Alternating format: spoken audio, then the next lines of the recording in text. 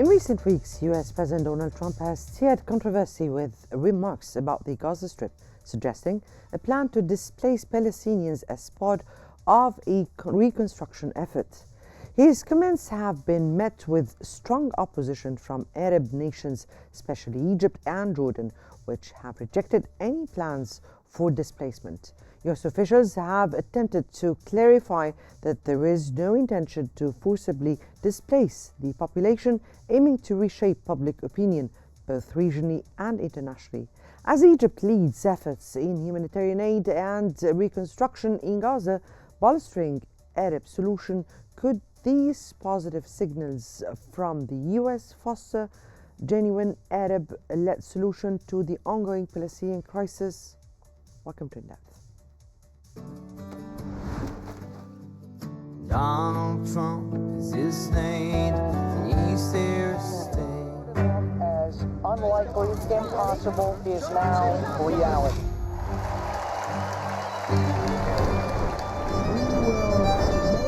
America powerful.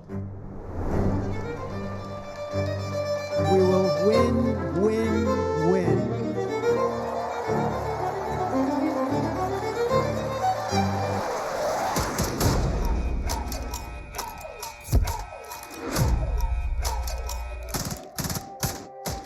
And we will make America great again. Let's do our terrorists. We will very quickly make America great again. President Trump recently has backed off his proposal to relocate 2 million Palestinians from Gaza, following resistance from Egypt and Jordan. According to New York Times, initially Trump suggested US control over Gaza, promising to rebuild it into a Riviera of the Middle East. However, after Arab leaders rejected the idea, Trump conceded that it was unworkable. While he previously argued that displacement was necessary for redevelopment, Trump now suggested a more practical approach without relocating the Palestinians. This shift came amidst ongoing discussions within the Arab world about the alternatives to the US plan. President Trump's plan to displace Palestinians from Gaza and create a US-controlled Riviera has sparked a regional scramble after an alternative with Arab leaders meeting in Saudi Arabia to discuss proposals. Washington Post stated that the emerging Arab plan focuses on rebuilding Gaza without displacing its population and significant reconstruction funds. The plan aims to avoid a US takeover and ensure Gaza's self-governance, rejecting forced evacuations. However, challenges remain, including obtaining US and Israeli support in addressing security issues in Gaza. Despite differences with the US and Israel on a two-state solution, the plan reflects regional efforts to maintain stability and avoid the displacement of Palestinians. The broader Arab League summit on March 4th will likely further refine this proposal.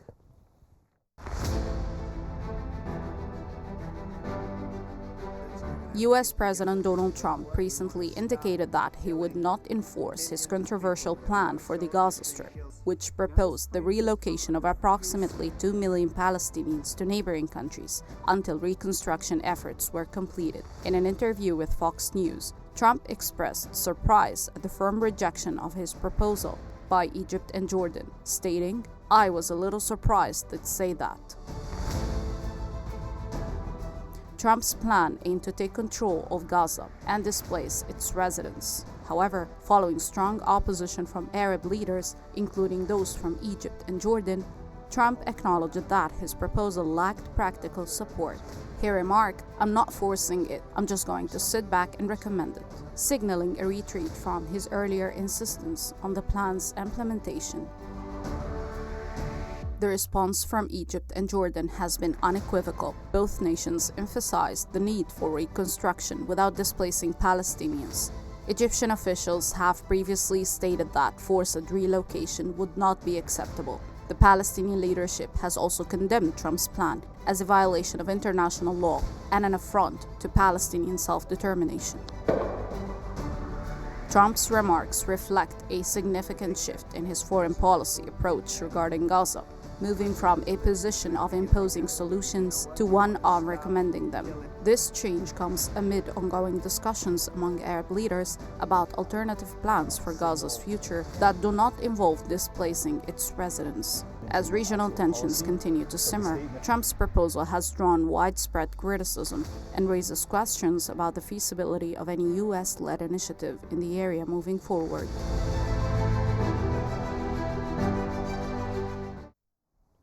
Now, as U.S. officials temper their stance on Palestinian displacement, do these signals strengthen Arab-led solutions for Gaza future? For more analysis, we are joined by Mr. Mohammed Osman, an international relations specialist from Cairo, and we are also joined by Dr. Ayman Raqab, a political science professor also from Cairo.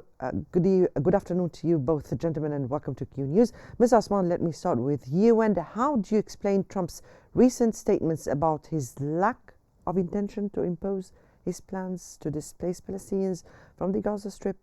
And is this a strategic shift in the U.S. position on the or towards the Palestinian cause? Thank you, Mona, for having me. Greetings to you and to the dear viewers and to the honorable guest. Well, of course, I wouldn't say that it is a significant shift or a strategic repositioning of the U.S. Position, because President Trump is no stranger to making contradicting statements. And yesterday's statements were a case in point. On the one hand, Mr. Trump said that we will not be eager to impose our own plan for Gaza on the Arab stakeholders, and that he was surprised by Egypt and Jordan's rejection.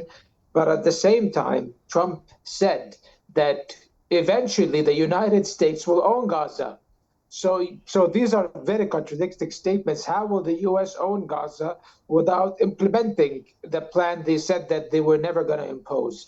However, nevertheless, I think that might be these latest statements, the one about owning Gaza, might be a bit of a face-saving mechanism. And there are positive signals, I would definitely agree, that the Trump administration is reconsidering its approach to Gaza, for a very simple reason, and that is if they try, I think now they have realized after the utter rejection and the steadfast position of Egypt, Jordan, supported by the Arab world, and even the wider international community has expressed complete solidarity with this stance against the ethnic cleansing of Palestinians in Gaza.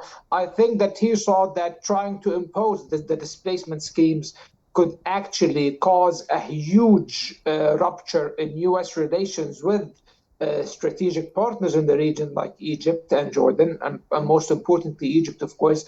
And it might even endanger the stability of the relationship and the peace agreement, the peace treaty between Egypt and Israel. I will not mince words. I think these are the main factors that led Trump to review his rhetoric regarding Gaza. However, I do not see that the U.S. has completely repositioned itself within this regard. And I think that when the Arab countries in the upcoming summit in March produce a crystal clear version of the Egyptian reconstruction plan that entails the Palestinians staying in their own land without displacing them, when that plan is coherently produced with complete Arab endorsement and support, maybe then we can speak of actual hope to resolve this on a peaceful manner without compromising the basic rights and the inalienable rights of the Palestinian people to all of their lands on the 1967 borders, especially, of course, the Gaza Strip. Mm-hmm. Professor Raqab, how did Special Envoy Steve Witkoff's assurance about the U.S. policy towards Palestinians compare to those of other U.S. officials in terms of tone and clarity?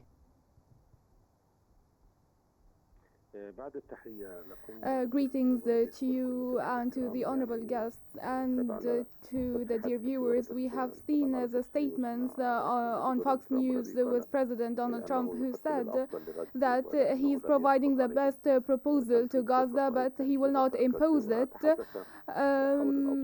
And he talked about the difficult conditions in Gaza and how the reconstruction will be very difficult. I don't think the U.S. will be able to impose such a proposal or the Israeli occupation today. We have a problem transitioning from phase 1 to phase 2. Steve Witkoff spoke yesterday about transitioning to phase 2, which is very important but is difficult. We don't know what is so difficult about it, especially that the U.S. officials drafted this agreement, and when they talk about who drafted this agreement is the U.S. leadership. Steve Witkoff even participated in signing this agreement with in Doha, and he insisted for this agreement to come into force before President Trump assumed office. And today talking about phase 2 would be difficult. This is the desire of Netanyahu to extend the phase 1, but he will eventually accept the phase 2. Right. Ms. Osman, to which extent did President Trump's previous rhetoric around Palestinian displacements affect the broader peace process in the Middle East, particularly in terms of the Arab nations' diplomatic relations with the U.S.? In all honesty, Mona, the previous statements by President Trump regarding the forced displacement of the Palestinians and his rather ridiculous Rivera comments and whatnot nearly dealt a death blow to the peace process in the region, to the two-state solution, of course, and also to U.S.-Arab relations, because it would have eviscerated the strategic relationship the United States enjoys with several Arab countries, Arab powers in the region, especially Egypt, but also with a country like Jordan and even with a country like Saudi Arabia, which was enraged by Trump's rhetoric because it emboldened Israel's attitude, and it basically openly endorsed Israel's expansionist agenda. And Israel's expansionism does not only threaten the Palestinian people, it threatens the Arab region as well, as we are seeing Israel actively expanding its borders de facto inside Lebanon, where they have occupied 5 strategic hills for a long-term occupation, it seems.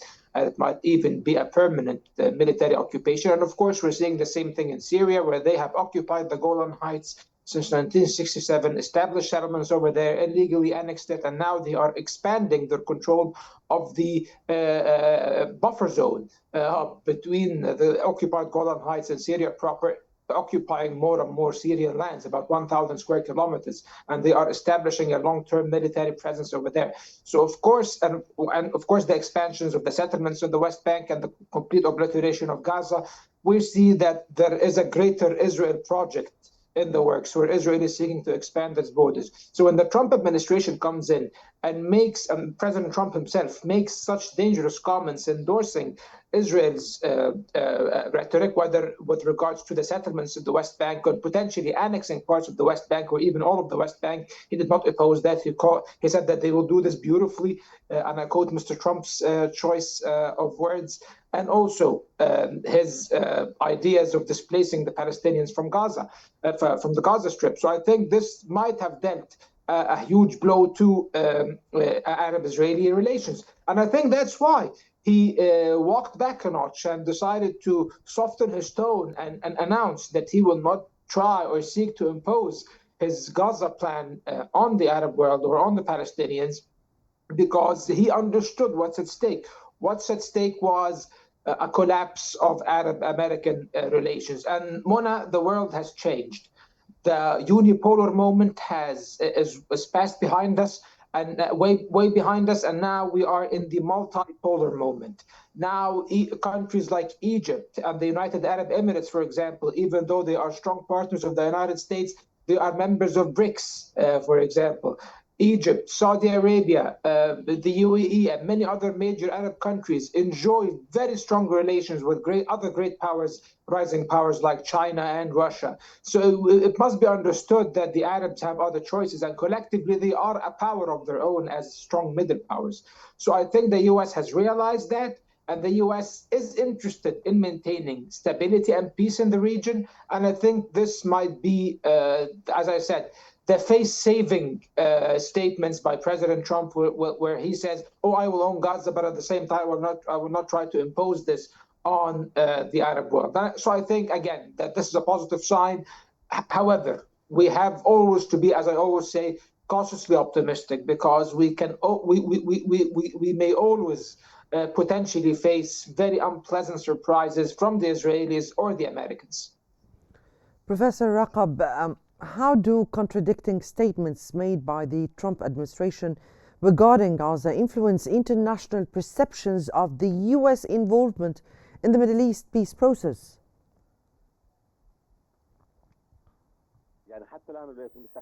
So far, the United States of America, the current administration, do not serve the two-state solution. The Trump proposal ignores the two-state solution, and now we follow up the statements once from Trump and once from the Trump staff, and they do not indicate any proposal of settlement, of a two-state settlement. The crisis here is not only about Gaza, but it's about the political process, and the far right wanted to annex the West Bank. That's why I'm saying it's not only here about Gaza and the Gaza current crisis and the US proposal. It's about the necessity of forming a vision to solve the Arab-Israeli conflict altogether and giving hope to the Palestinian people. There are Arab attempts to outline a political process, and going back to an Arab initiative proposed in 2002, it was not approved by the Israeli and was not adopted by the Americans. There was an attempt by France in 2017 to hold a conference for peace, which was also met by failure because of the non-participation to a large extent. Now there is an Arab initiative for a two-state solution for coexistence between Israel and Palestinian on the borders of 1967, with East Jerusalem as capital for Palestine, and even the Palestinians approve of a disarmed state, because we do not want the war to continue, and we are ready to be a state like Switzerland. But even this requires a US approval, and the Israeli occupation, which is completely rejecting any horizons for political solution. The US must realize that their interests with us as Arabs are stronger than with their interests with Israel. I don't. We're not aware very much if the US would ever realize otherwise than its concrete interests with Israel. But Mr. Osman, what specific assurances have US officials provided regarding the non-displacement of the Palestinians so far? The short answer to your question, Mona, is none. They have provided no assurances whatsoever.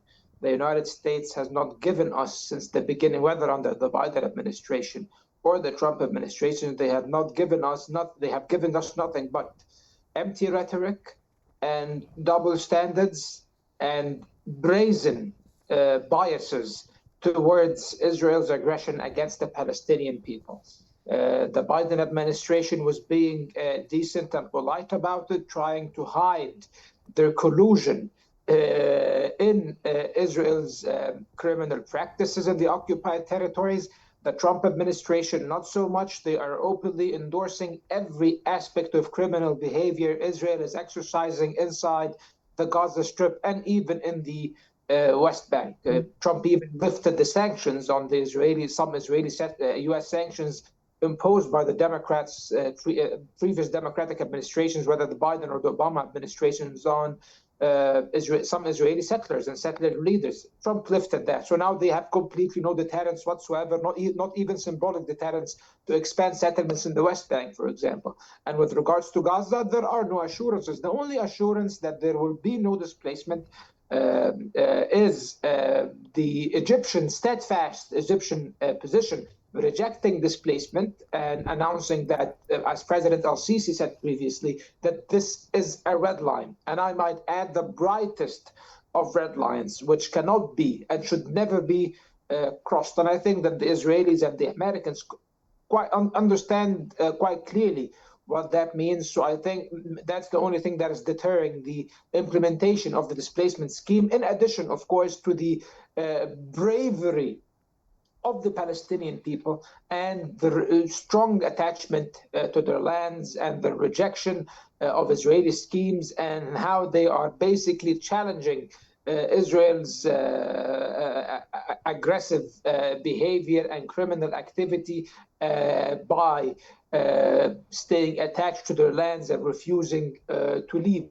And also, the United States, the only thing also that is preventing such a scenario from taking place, at least temporarily, is the maintenance of the ceasefire. As long as the ceasefire is intact, as long as we are not sliding back into hostilities, maybe then a sustained calm might be established in the Gaza Strip. However, what we are seeing very worrying signs right now, because the negotiations for the second phase of the ceasefire have been stagnating recently, and apparently the Israelis are being very stringent and uncooperative in their negotiation in the negotiations, always asking for very unviable terms that can never be implemented, like the complete disarmament of the Gaza Strip, and a Gaza Strip that is free of both Hamas and the Palestinian Authority. So this is just madness what the Israelis are proposing, and they are precisely making such propositions in order to dissipate any possibility of the continuance of the ceasefire, and in order to resume hostilities. And if hostilities resume, and if we slide back to war, then we will be back to the danger zone, the hazardous zone, where the displacement scheme might be forced upon everyone through violence. And I think that this will have the disastrous consequences. So that's why the bet is that the United States, or our hope is that the United States understand that, and that they will exercise enough pressure on the Israelis in order to force them to abide by the ceasefire and allow the Egyptian Arab reconstruction plan to be implemented without any obstacles or hindrance. Professor Raqab, we have followed this unofficial meeting between Arab leaders taking place in Riyadh yesterday. Now, to which extent do you think they succeeded in formulating a united Arab stance on the situation in Gaza, and would that be adopted at the upcoming Cairo summit?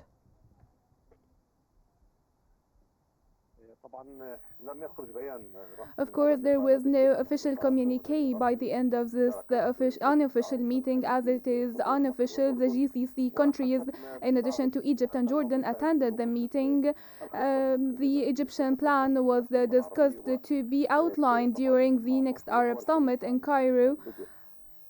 They talked about the arrangement of the ceasefire in Gaza and the first phases of Arab and international troops in Gaza, and also outlining a political approach for the two-state solution. The Arabs will take the direction of three directions. The first is the Gaza reconstruction with an international conference with the participation of all Arab nations.